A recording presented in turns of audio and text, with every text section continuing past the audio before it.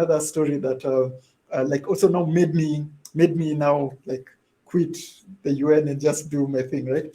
So there's this time where the United Nations, like we had a kind of a media workshop, right, where they invited editors from all over the world to come to talk to these people, us in the communication in the communication department, and kind of like tell us the experience, like learn from the best, right? So there was this old BBC guy, like I think he's a very famous person. It's just that I don't know his name, but he's he's as famous as Sir David Attenborough, right? He's been in the BBC since. Yeah. So he came. He said, like he started the BBC. Like he started as a young kid. He's seen the world. Yeah, David Dimbobi. I forgot the name, but like I'll try to maybe remember. Okay. But so he, like, he's telling us his story, right? So for me, I always respect experience and knowledge, right? Experience beats everything, right? So then there was this other kid, like I think it was my age. He was the new chief editor for Africa from the New York Times, right? Like a white, like pale white. Milton's friend. You can tell it was his first time in Africa based on the sunburn. You can always tell how a white person is in Africa, right? Because white people who live in Africa, they've got a different kind of tan. It's more bronze, right? Yeah. But a white person who's visiting Africa as a tourist, it's burnt, it's red, right? So you can always tell how long a white person has been living in here. So there's this guy, he's definitely sunburnt, right? So he's probably in his early 30s. Yeah. So he's sitting us telling us how Africa is, and in my mind I'm like, what does this guy know about Africa, being Africa, what's going on in Africa, right? And then in his CV, he's so proud. I went to Princeton University, and I learned from the best of the best. I'm like his what? Credentials. Like I'm saying, like, what relevance is that to somebody in a village who's living his life in zero, none? Like what is Princeton? Like Princeton, they take that degree and use it to light fire for the firewood, right? It's more useful for that. So that's when I was like, what is going on here? The New York Times, the Wall Street Journal, they think they can come and keep doing what they've always been doing, like write our stories, tell our stories, choose our path, what Africans should be caring about, right? Now it's LGBT rights, so every African should concern themselves with LGBT rights, right? It's like it's what else? Israel. Africa, don't look at Israel. It's nobody talks about Israel. No, you don't. Media. Yeah, you don't talk about Israel. Africa. You will be labeled anti-Semitic very quickly. Yeah, definitely. Today, Africa, it's corruption. Tomorrow, it's what else? War, hunger, war, drought. Right. So I was like, oh man, I'm really tired of being steered by these people who don't know Africa. They've never been to Africa. They have no idea what it's like to be an African. Somebody like that is one who's approving stories on Africa, right? And Amadi, I'm sure you as a journalist, and I'm sure you've worked in these organizations, right? The type of editors, chief editors you've had, right? Somebody who's like had a special encounter with them. Let's just say that for now. he's still licking his wounds. A very intimate relationship there. We will have a to explore that topic in depth without a doubt. Definitely. So you can imagine these are the people who are approving stories, who are directing what's supposed to be told about Africa. Somebody who's in his seat in New York, he's never left in his air-conditioned room. Air-conditioned room, has a good salary, drinking coffee. As in some, like, what do these people know about Africa? Like, they've got zero experience, zero knowledge. At least for the BBC guy, I would respect him because like he's been in Congo. Yeah, he's been around, and that's with age, right? That's with experience, right? Yeah. So him, if he tells me a few things about journalism, I'll take what I need to take. leave him. what leave what I see is not relevant, right? But a guy who, like, we're age mates, just because he went to Princeton University, I should let him tell me about how African am I, or what I should care about. So things That's like very that sad. really piss me off. And That's the saddest part, why, because it shows you what he doesn't even know. I mean, when you're so ignorant that you don't know you're ignorant, that's the problem. It's the worst kind. definitely. Yeah, but Yeah, talking about sitting here in New York, I'll just give you one example. Sitting here in Okay. New York and deciding what is Africa. In the research for my book, Manufacturing Hate, I found a letter written by a New York Times correspondent from Nigeria after he opened the paper and read his own story. You know, he was covering the civil war in Nigeria. Mhm. He sent another letter to his editor Biafra. in New York. He said, "Who inserted that description of Nigerians dressed in grass leaf skirts in my article?" I never saw that. I never wrote it. So who would put it in there?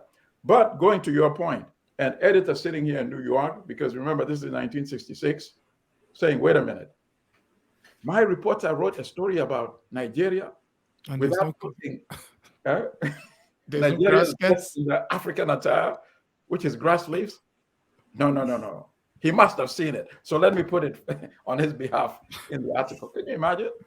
You know, and then there are many variations of that example. But you hit it right on the target.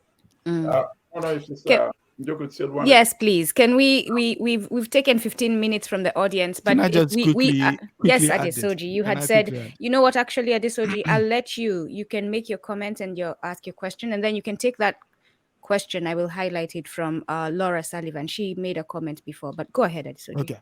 So question to not just to add to what brother Omare has been saying is you said sometimes we have ideas of what is happening, but we don't want to confirm it.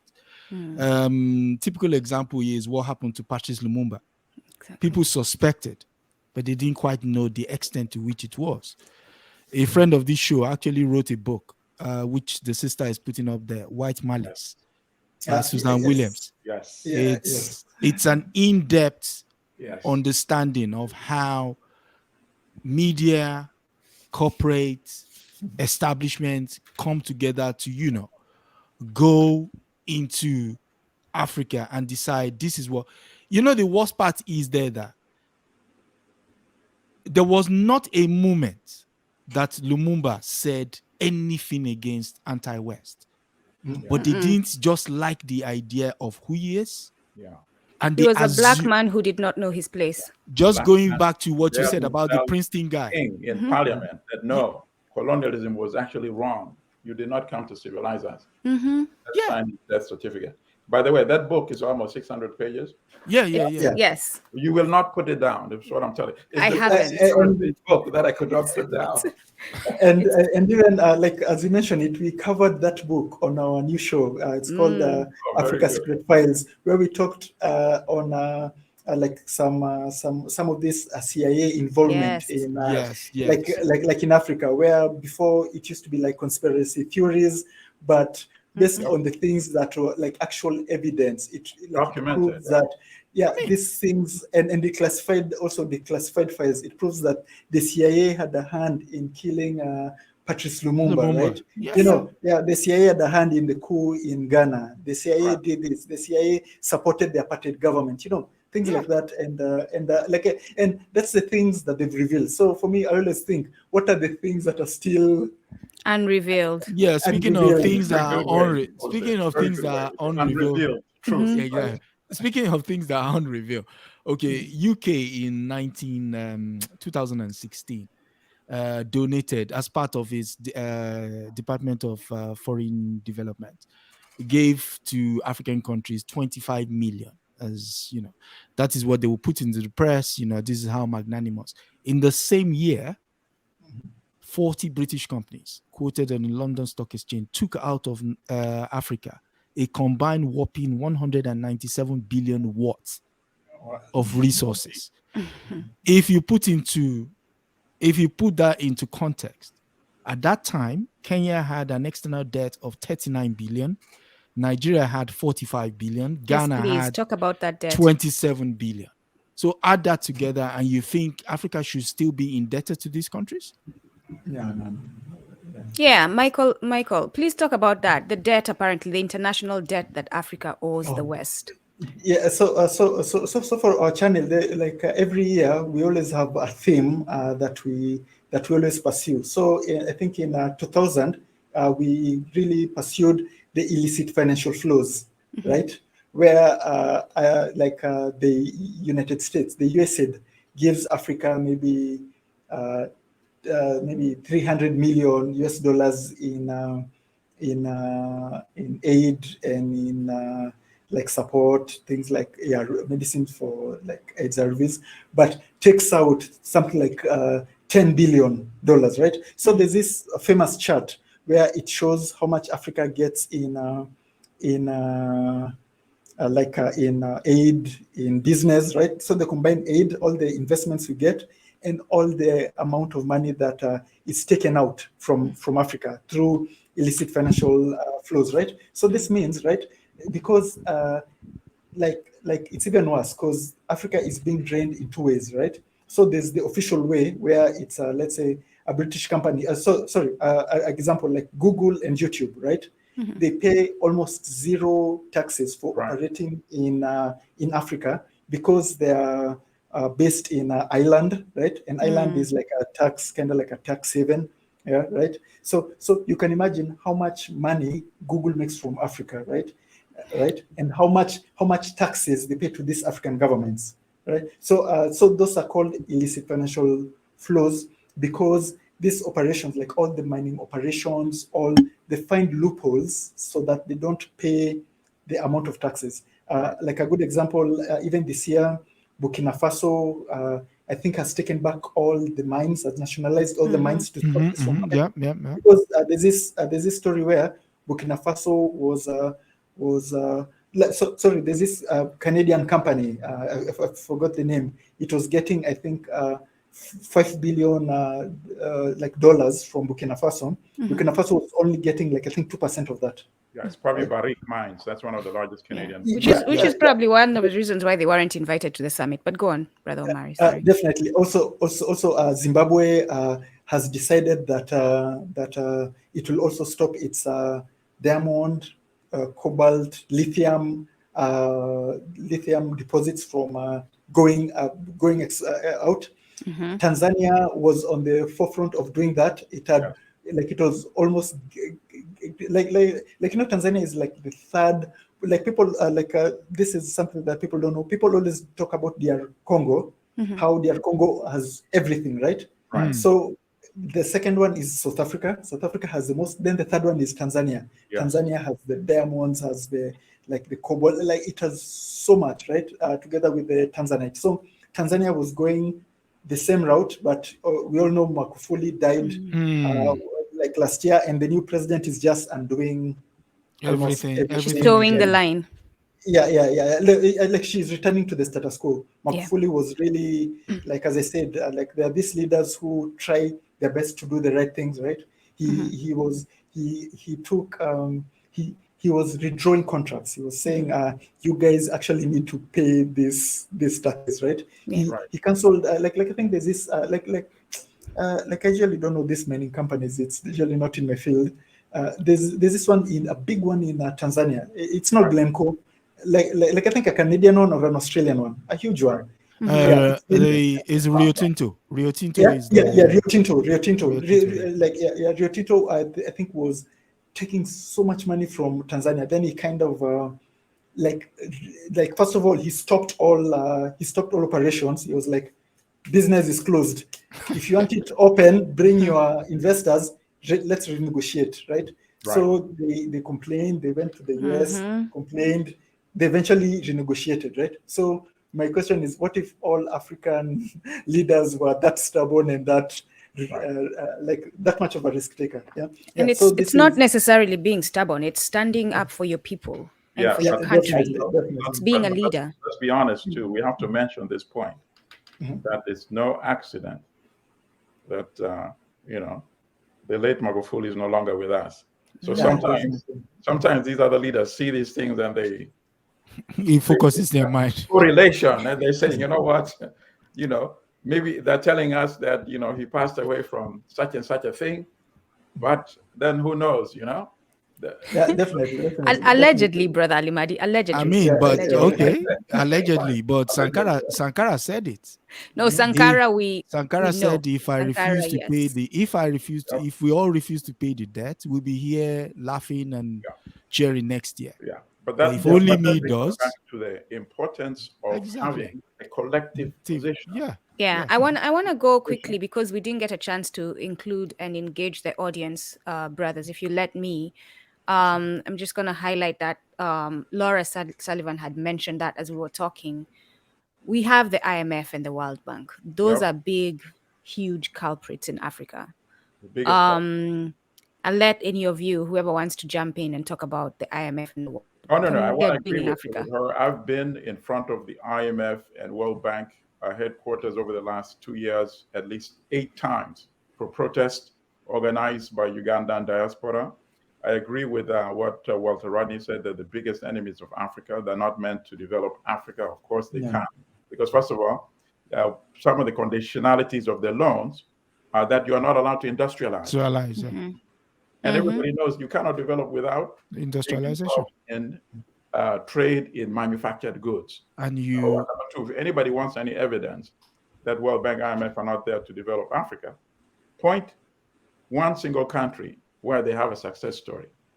That should make you suspicious. What kind of bank, succeeds in making failures, and it's not, and it's still in business. Stays in business, exactly. With that, even the continent since they started lending to Ghana to build the dam at Akosombo, right? And that was a good project, I have to say. But Nkrumah also paid the price for that. But you show me a single success story where Africa has become a developed economy by working to the World Bank and IMF. That should address your answer right there. But if you want, anybody can read more about them from Walter Rodney's writings, and he has a few lectures on YouTube as well. So that's my. And what specific book? Because I know there is one specific book. I have read it as well. Okay, that for speaks Rodney, mostly on read of course how Europe underdeveloped Africa. But also, if you go to YouTube, search for Crisis in the Periphery, Africa and the Caribbean. Look for that lecture as well. You speak of the Caribbean, and just as I'm thinking, and I love having solutions to problems. That's a great pastime for me. I'm always trying to figure out how we can fix things. I would love to see Africa and the Caribbean have a summit. I've heard some rumors that it's going to be happening, but I am looking forward to that. I think it happened. Already one. There was one that happened last year. It's called CARICOM, but now that one was the initial one. But I think there'll be one next. I think this year. Yeah, there's a big one coming up. Yes, I'm looking forward to that one. I'm going to highlight another question, Brother Omare. You can take this one.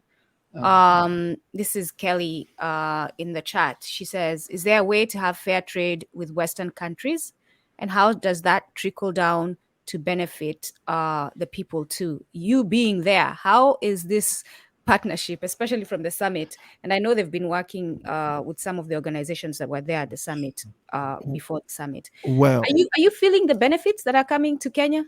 No. So for me, like this one here, it's a really good question because we have an answer, right? So when Kagame was the chairman of the African Union, he achieved one thing, and he really tried. He used all his favors, he used all his, all his influence he's built over the years, right? So what he did was he established the Africa Continental Free Trade Agreement and made, I think, 52 African countries ratify it, right?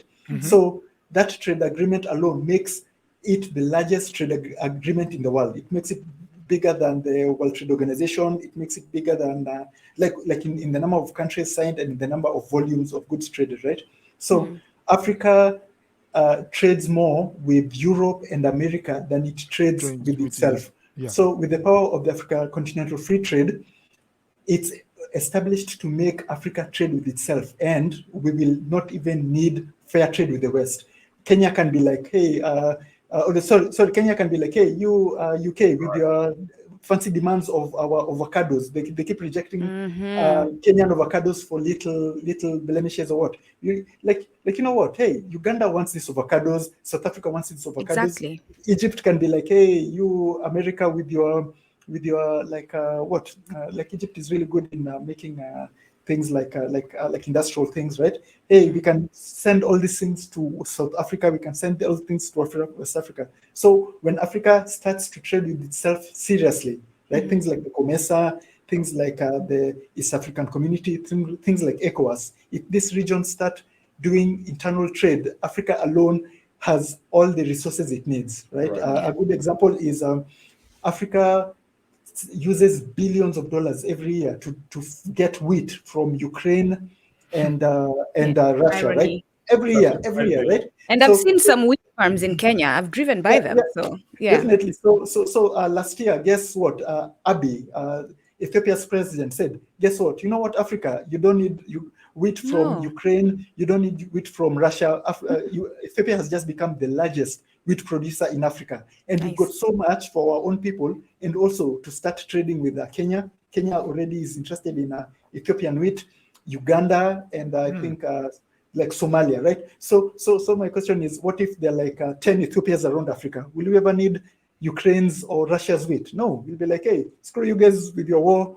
Like, go deal with their stuff. Sort yourselves out. We don't need to be involved with the war. You can continue fighting for 100 years, 10 years. Us, we are okay with our wheat. If Africa has the courage and the ability to do that, I think we will start controlling our own fate. But right now, Russia can tell Africa, hey, you guys support us or else no wheat. Ukraine can tell Africa, support us or no wheat. So Africans are just like what's this world? It's a marionette. They're controlling us with the strings, right? Like chickens with no heads, just running. Yeah. So my answer to that is that Africa needs to exclusively start trading with itself, because we've got everything we'd ever need from inside us, right? So yeah. Right. Thank you so much, brother. It is 17% within Africa. Europeans trading amongst themselves, it's 80% plus. Ours is 50%. Say that one more time, louder, please, brother Alimadi. 17%. That's within Africa. Within Africa. Oh, that's a shame. And in Europe, 80+%. Wow. So from Africa. No, just Europeans trading among themselves. So imagine if Africa had an 80%, because I'm sure we need like no man is an island. I'm sure there's some things we'd need from from other countries, right? But if 80% we had the basic things, oil, Nigeria can supply Africa 10 times over from oil. Just Nigeria alone. No, not Egypt, not Algeria, not just Nigeria alone can supply Africa's energy problems, right? Yeah. Like what else? For coltan, lithium, Zimbabwe can supply. Zimbabwe is I think the third largest producer of lithium in the world, right? Another country like DR Congo is the world's largest. We can start our own phone manufacturing company, right? Compete with Apple. We can have phones made in Africa. So we can trade 99% or within ourselves. The 1% we can get the what might we need from America. I don't know what we need from America, but yeah. Anyway, this conversation is great. We can talk all day, but as we know, we have lives to live, right, and places to be. Sorry, brother Alimadi, say that one more time. No, I said we'll definitely have a part 2 with our inaugural guest. Yes, definitely. More sessions with you, brother Omare. And thank you so much for joining us. I want to thank, we had one more question we're not going to, it was addressed, I will say. One of the audience members, Kiss of Love 14, had asked whether there were other African summits. And yes, as you mentioned, there was the Caribbean one last year, and there's one coming up, the same summit with the Caribbean. I want to see flights directly from the Caribbean to Africa, from Africa to the Caribbean.